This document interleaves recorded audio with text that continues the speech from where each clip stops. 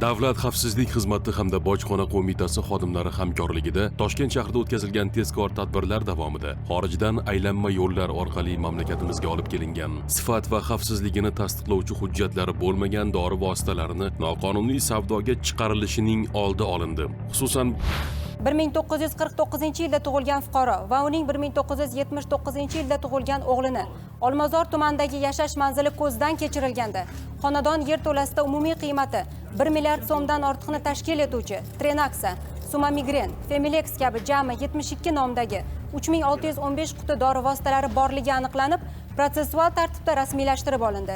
Hujjati bormi bular? Yo'q, hujjat bilmayman. Olishib ko'ryapsizlar, har xil turdagi dori vositalari bor, tekshirib ko'ramiz. Hujjat yo'q deyishyapti. Bular kimga tegishli? O'zimizga tegishli. Aptekangiz bor? Yo'q, apteka. Bu uyda aptekangiz litsenziyasini saqlash mumkin emas u.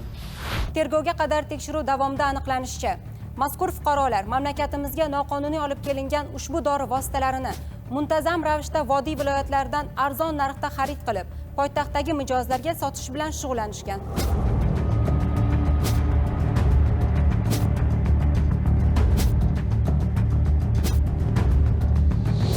Farmatsevtika mahsulotlari xavfsizligi markazi davlat muassasasining xulosasiga ko'ra, ushbu dori vositalari davlat reyestrida qayd etilmagan, muvofiqlik sertifikati rasmiylashtirilmagan hamda ularni maxsus sharoitlarda saqlashning belgilangan qoidalariga amal qilinmagan. Shu sababli mazkur dori vositalarini yurtimizda saqlash, sotish, tashish va tibbiyotda qo'llash taqiqlanadi. Hozirda qonunbuzarlarga nisbatan Jinoyat kodeksining 25 orqali 186-prim 3-moddasi 3-qismi A bandi bilan jinoyat ishi qo'zg'atilib, tergov harakatlari olib borilmoqda.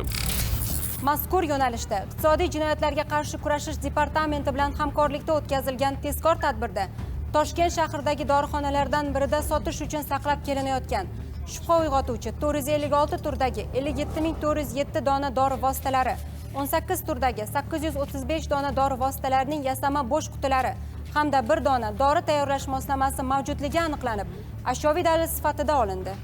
Mutaxassislarning xulosasiga ko'ra, dori vositalarining umumiy qiymati 3,5 milliard so'mni tashkil qiladi. Shuningdek, ushbu dori vositalarining 160 turdagisi davlat reyestrida qayd etilmaganligi, 274 turdagisi muvofiqlik sertifikati rasmiylashtirilmaganligi, 50 turdagisi sifatsiz, yaroqlilik muddati o'tgan hamda 7 turdagisi esa qalbakilashtirilganligi ma'lum bo'ldi.